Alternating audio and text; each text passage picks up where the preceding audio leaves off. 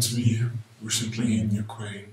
Perhaps my story will help the others to get away from the hell in which we have dragged ourselves.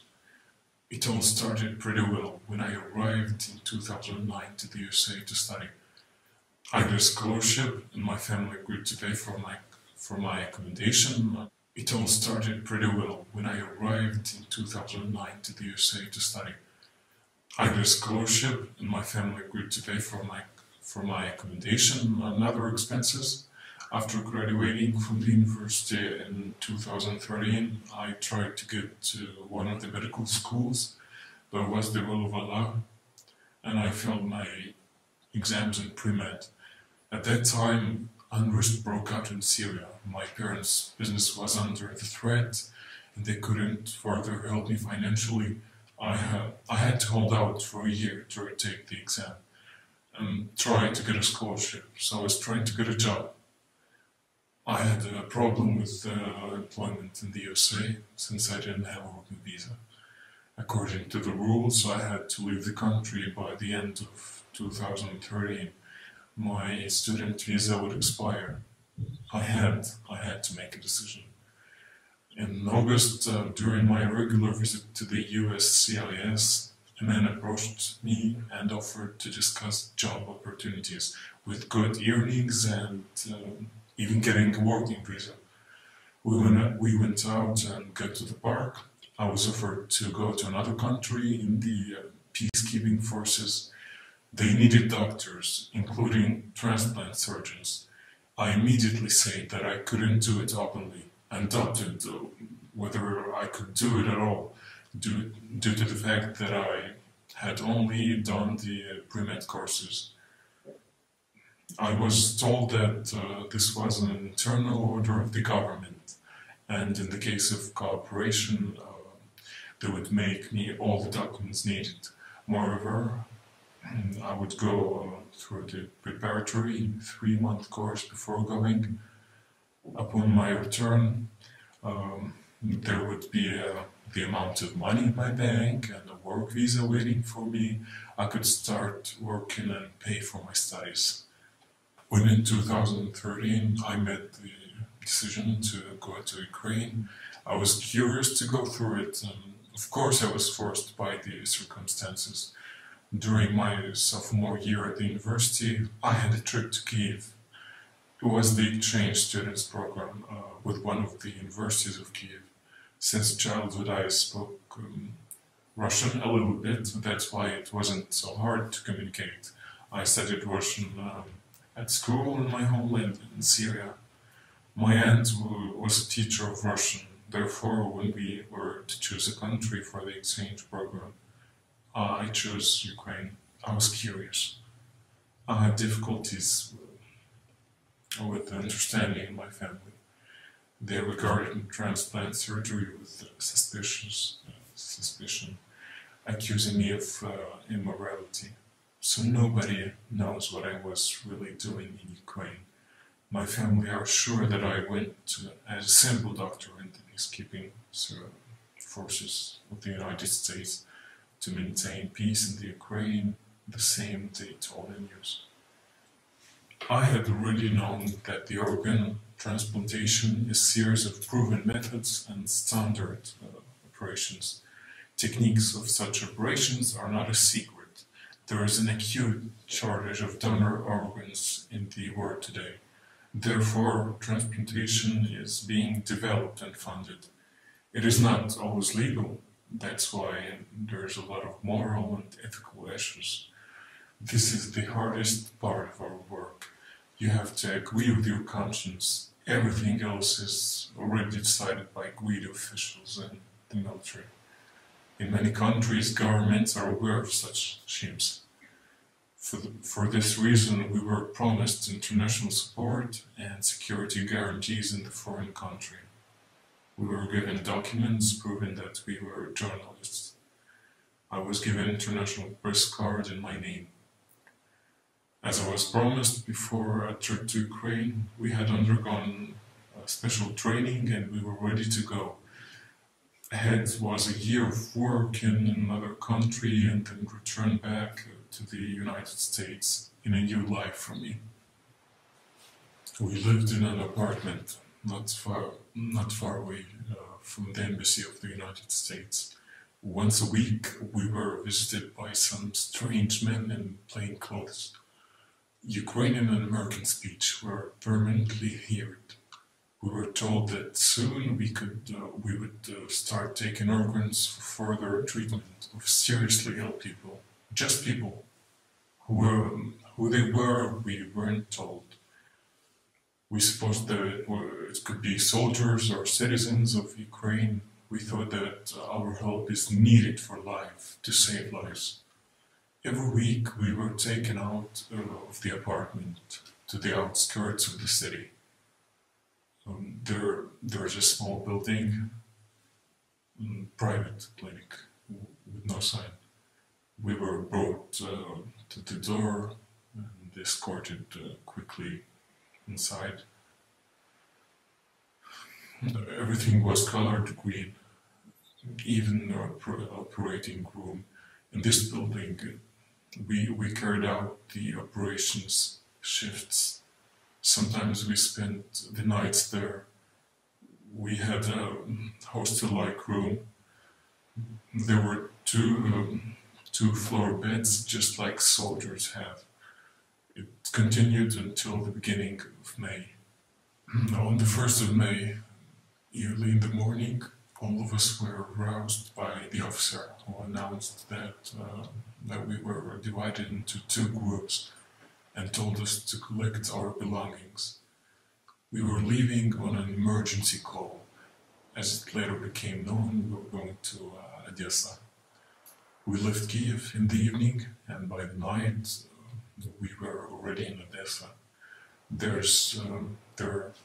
in advance were prepared two mobile complexes for operation in emergency situations. Such situations could be only natural disasters or war. But all was quiet on the street, and there was no apparent reason for such preparations in the city. Our team of doctors was located on the outskirts of the city. The second group was taken to the center. On the 2nd of May, we all stood up and told to be ready to receive organs to prepare them for transportation somewhere further. Our group on the outskirts of the city had to take the boxes from the first group located in the city center and prepare the boxes for long transportation. Throughout the day we worked like convicts. Under the gun and the cries of the military, we had first serious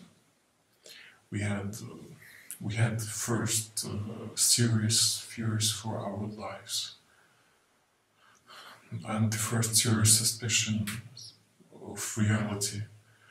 In one day, my eyes have seen so much organs that I hadn't seen during all my studies.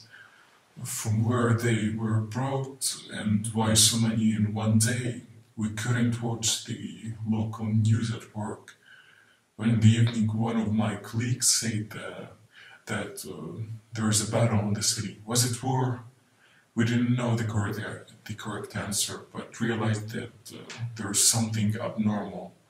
Everything happened so fast, as if in a hurry to collect as many organs in one day as possible, collect and take out.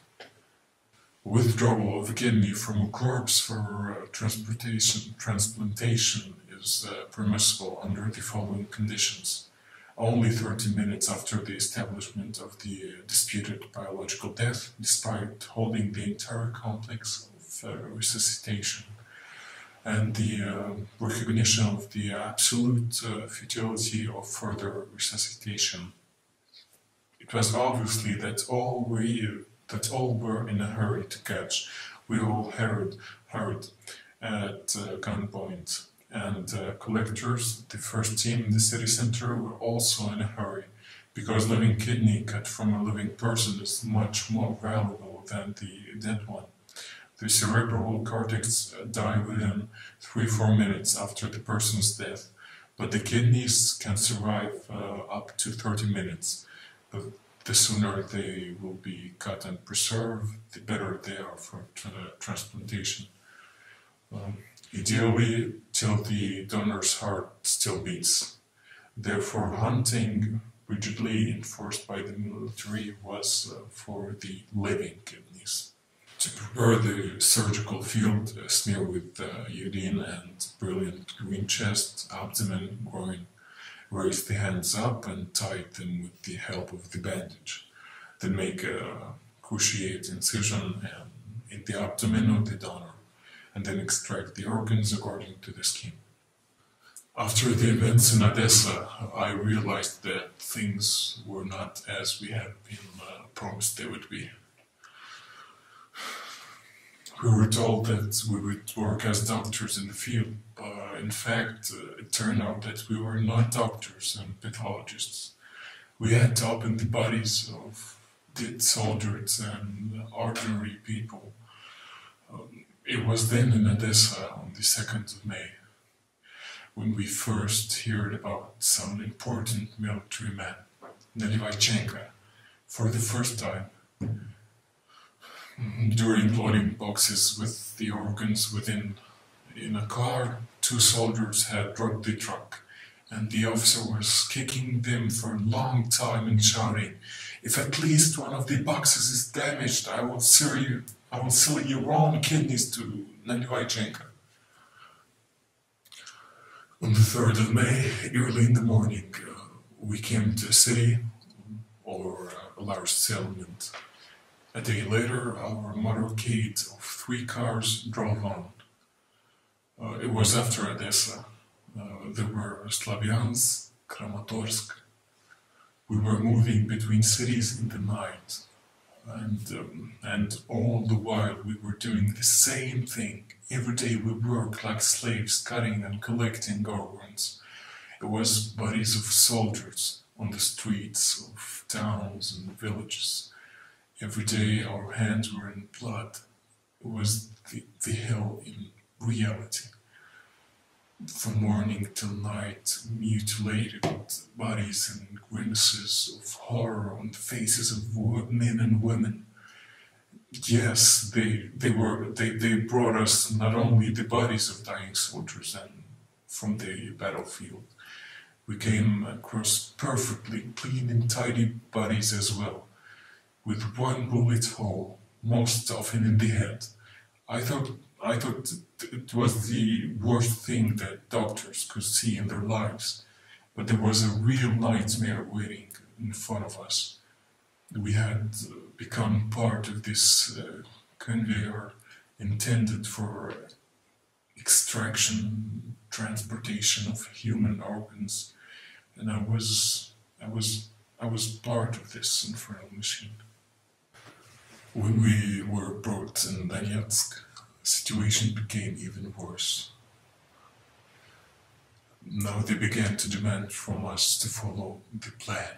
Every day before leaving, we were given a list of what we had to find in the streets of the burning city.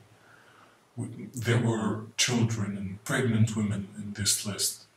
Those who refused to carry out the plan for the day were beaten and threatened by becoming donors themselves.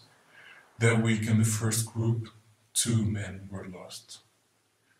Didn't return from the city, so we were told. In Donetsk, they brought us to the laboratory of transplantation of vital organs. In reality, it was a scare room with 20 square meters. It was all in the basement of a residential building. We were shown an ammonia plant and an iron cabinet with drugs and instruments. There was poor lighting in the basement, and it was damp and cold. We went over the boards under which squelched dirty water. We had 3 wooden operating tables. It was evident that they were made before our arrival. We operated with conventional incandescent lighting, no equipment, permanent noise and smoke from the diesel generator. Above the windows of the basement, the laboratory constantly drove heavy machinery, and gunshots and explosions could be heard. We were guarded by 4 people with guns.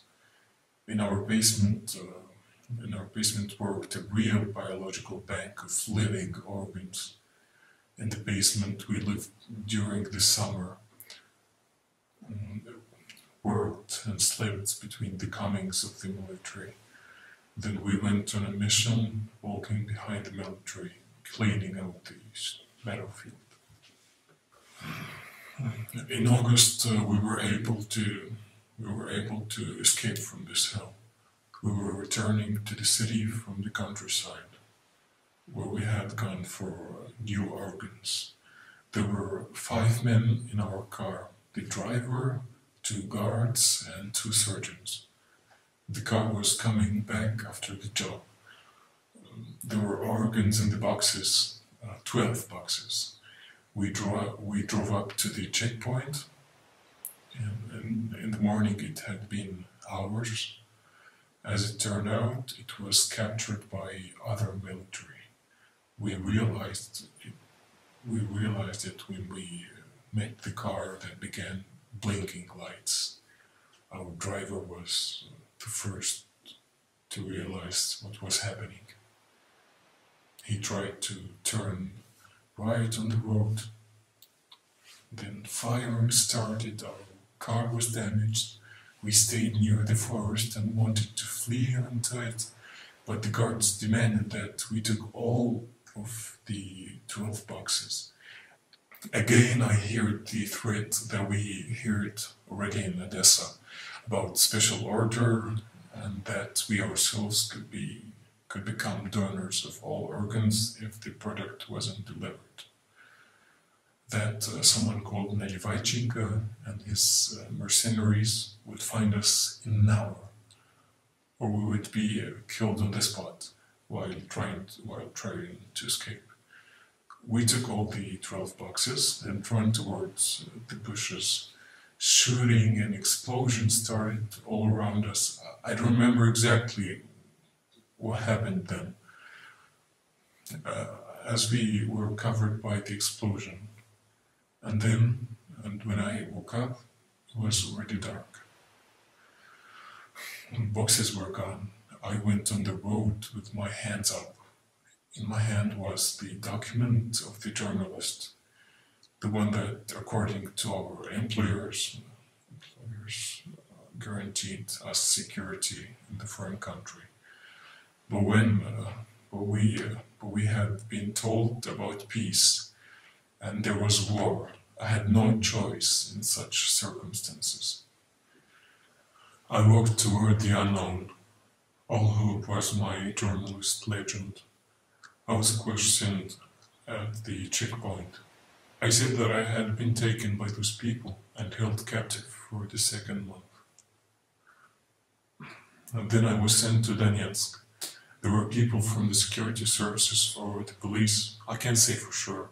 I don't know what was the form they were wearing. It was unfamiliar for me, and without any insignia on it. After 2 days of questioning, I was placed in a cell with another journalist.